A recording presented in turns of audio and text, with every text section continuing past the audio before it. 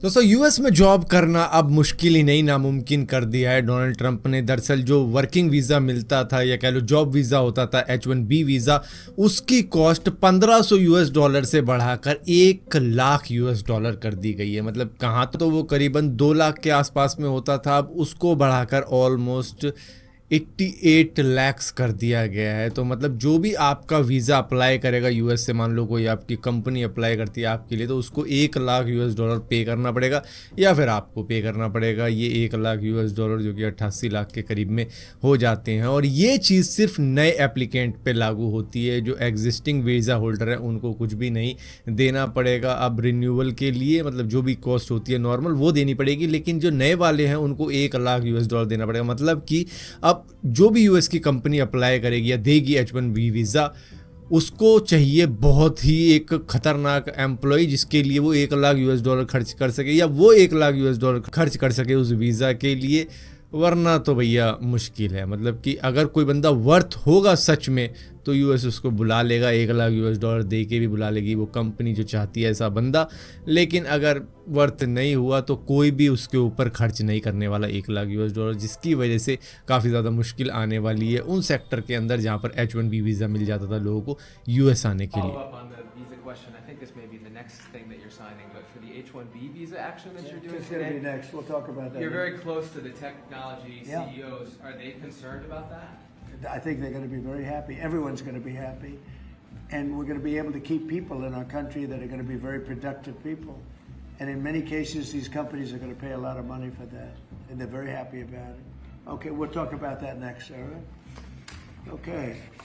हालांकि दोस्तों जिनके पास में भी H1B वीज़ा है उनके लिए तो दिक्कत की बात नहीं है, लेकिन फिर भी कई सारी कंपनीज़ ने अपने H1B वीज़ा होल्डर्स को जो कि वापस चले गए अपनी कंट्री के अंदर, उनको वापस बुलाया है। इससे पहले कि ये 1 लाख यूएस डॉलर का रूल लागू हो जाए उससे पहले ही वापस आ गए। कुछ नहीं पता कि ये जो रिन्यूअल चार्जेस है उसके ऊपर भी लगा दे, जो वापस अपनी कंट्री में जा चुके हैं शायद छुट्टी मनाने के लिए गए हैं उनके ऊपर भी लगा दे। तो भैया कुछ भी हो सकता है, आप तुरंत के तुरंत वापस यूएस के अंदर आओ। अब दोस्तों यहीं पर एक और खबर सामने निकल कर आ रही है कि इंडियंस को यूएस जाने में और भी ज़्यादा दिक्कतें आ रही हैं, क्योंकि जिनके पास में H1B वीज़ा है वो तुरंत ही यूएस जाने की कोशिश करें, क्योंकि उनकी कंपनी ने उनको बुलाया है कि फटाफट से वापस आओ। और यहाँ पर इशू ये हो रहा है कि उनके टिकट काफ़ी ज़्यादा एक्सपेंसिव कर दिए गए हैं। तो इंडिया से यूएस जाने की जो फ्लाइट टिकट है वो भी एक्सपेंसिव हो चुकी है। तो मतलब कई सारे लोगों को तो शायद बिजनेस क्लास या फर्स्ट क्लास ऐसे टिकट भी लेने पड़ सकते हैं वापस यूएस जाने के लिए, अगर उनकी जॉब का सवाल है। तो इस वजह से कई सारे लोग बिल्कुल ही जल्दबाजी कर रहे हैं कि मतलब आज के आज टिकट मिल जाए और मैं कल के कल यूएस चला जाऊं। इस तरीके की भी चीज़ें हो रही हैं अब। और इसी के साथ साथ जो वेबसाइट है जहां पर वो अपने टिकट बुक कर रहे हैं वो तक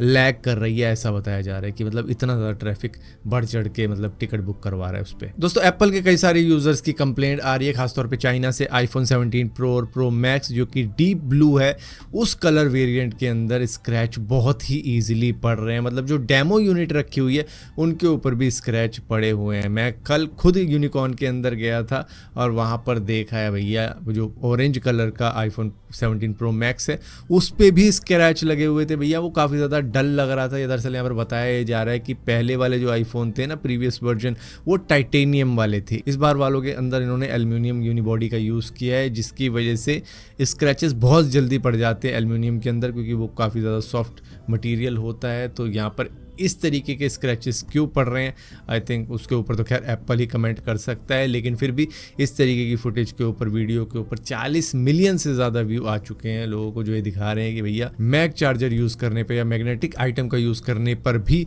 उनके पीछे स्क्रैचेस पड़ रहे हैं। तो ये एक बहुत बड़ा इशू है इस कलर वेरिएंट के साथ में। हालांकि मैंने तो ऑरेंज वाले में भी देखा है कि दिक्कत है थोड़ी सी। अगर आप खुद जाओगे डेमो यूनिट देखने तो आपको पता लग जाएगा कि मतलब कितना ज़्यादा डल पड़ा है डेमो। और एक बात और है कि कई सारे लोगों को पसंद आ रहा होगा, लेकिन मेरा पर्सनल व्यू ये है कि मतलब ये उतना ज़्यादा खास नहीं लगा जितना iPhone 16 Pro Max था। मतलब उसके अंदर अलग था, इसके अंदर थोड़ा कैमरा चौड़ा कर दिया, लेकिन उतना ज़्यादा खास लग नहीं रहा देखने में। क्योंकि ऐसा ही सेम डिज़ाइन शायद मैं भूल रहा हूँ, लेकिन Xiaomi के फ़ोन में भी था, पोको के फ़ोन में भी था। अब वही सेम चीज़ यहाँ पर ले आए हैं।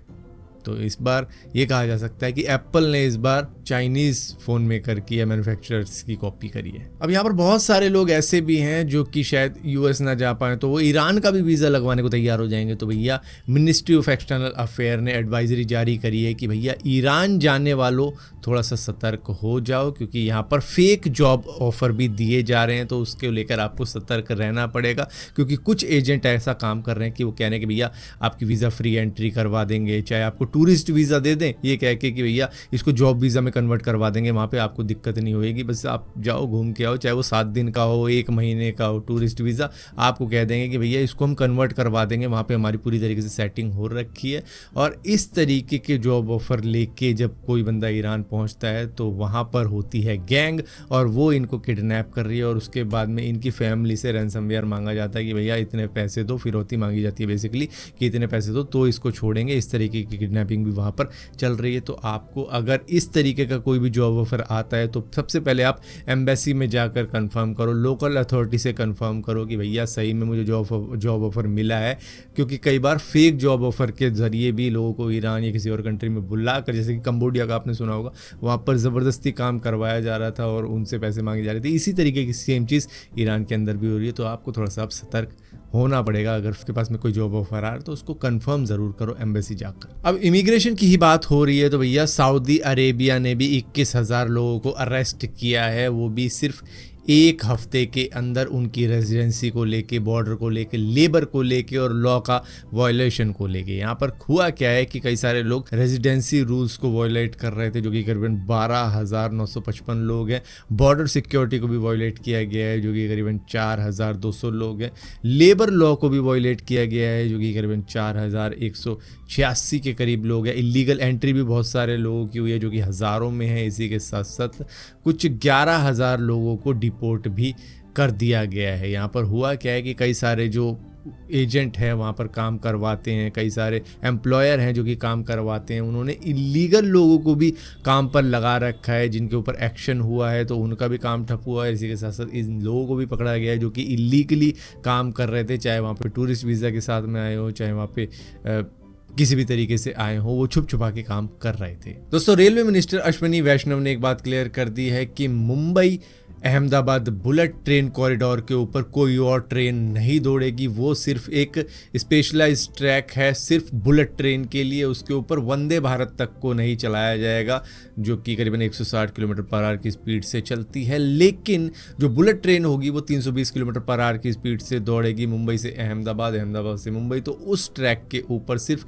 E10 मॉडल की जो बुलेट ट्रेन है, जो कि जापान से इंपोर्ट की जाएगी, वही चलाई जाएगी, ना कि कोई और ट्रेन चलाई जाएगी, क्योंकि वो एक स्पेशलाइज्ड ट्रैक है। उसके ऊपर सिर्फ स्पेशलाइज्ड ट्रेन ही चलाई जाएगी, क्योंकि उसके अंदर क्या है कि कोई भी नहीं आ सकता उस ट्रैक के ऊपर, ना बंदा आ सकता, ना कोई जानवर आ सकता। तो उसको इस तरीके से डिज़ाइन किया जा रहा है, जो कि एक डेडिकेटेड ट्रैक है। तो जिसके लिए डिज़ाइन किया है वो E10 शिंकासन नाम की एक बुलेट ट्रेन है, जो कि जापान से इंडिया में लाई जाएगी, तो वही चलेगी उसके ऊपर, ना कि कोई और ट्रेन। दोस्तों, कर्नाटका के रहने वाले अंके गौड़ा, जिनकी एज 75 साल है, उन्होंने अपनी ज़िंदगी भर की बुक कलेक्शन को अब फ्री कर दिया है लोगों के लिए। दरअसल ये 20 साल की एज से ही बुक्स की कलेक्शन कर रहे थे। कंडक्टर की भी जॉब करते थे पहले के वक्त में। इसके बाद में उन्होंने कन्नड़ा लेक्चरर में मास्टर की डिग्री हासिल करी है। उसके बाद में एक शुगर फैक्ट्री के अंदर 30 साल काम कर चुके हैं। अब जाकर इन्होंने अपनी एक लाइब्रेरी खोली है, जो कि पुस्तका माने है, यानी कि बुक हाउस है।